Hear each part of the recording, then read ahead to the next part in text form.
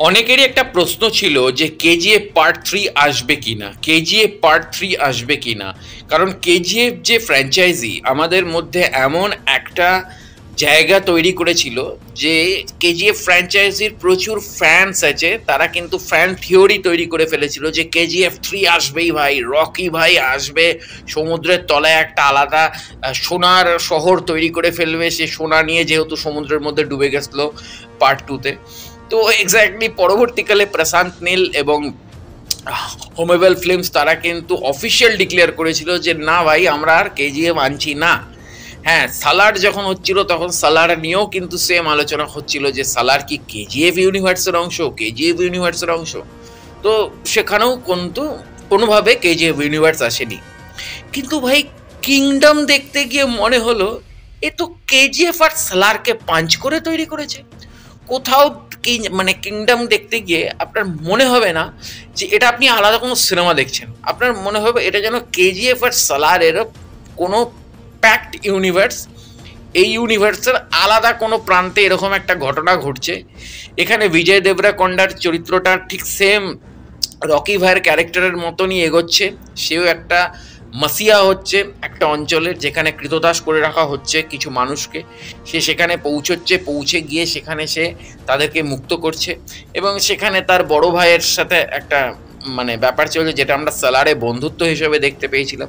তো এক্স্যাক্টলি নতুন কিছু কিন্তু কিংডমে নেই।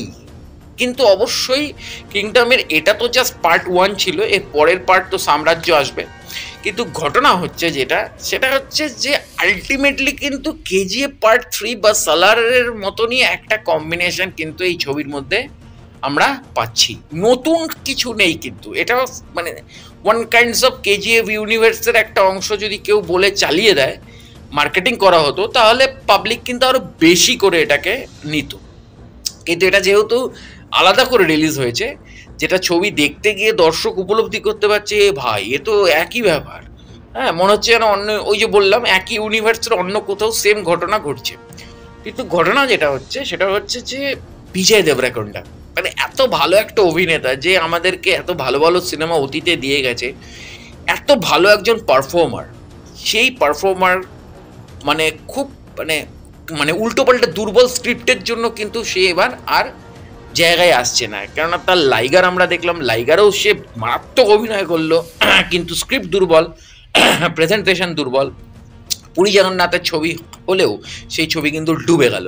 আর এখানেও ঠিক তাই, এখানেও ছবির কিন্তু স্ক্রিপ্ট খুব দুর্বল, কিন্তু বিজয় দেবরাকোন্ডা সে তার বেস্ট বেস্ট বেস্ট পারফরমেন্স করেছে। আর তার সাথে অনিরুদ্ধ রবিচন্দ্রনের মিউজিক, অনিরুদ্ধ রবিচন্দ্রনের মিউজিক ছাড়া এই ছবিকে মানে হ্যাঁ অবশ্যই মানে ডিএসপিও দারুণ মিউজিক দিতে পারতো, কিন্তু অনিরুদ্ধ রবিচন্দ্রনের ব্যাকগ্রাউন্ড স্কোরটা তো একটা আলাদা ইম্প্যাক্ট ফেলে সিনেমার ওপর।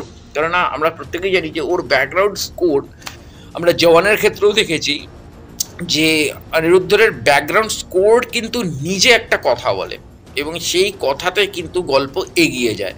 তো এক্স্যাক্টলি সেই জায়গা থেকে দাঁড়িয়ে এই ছবিতে অনিরুদ্ধর মিউজিক একটা বড় ইম্প্যাক্টফুল। অনিরুদ্ধর মিউজিক ছাড়া এই ছবিকে ভাবা যায় না।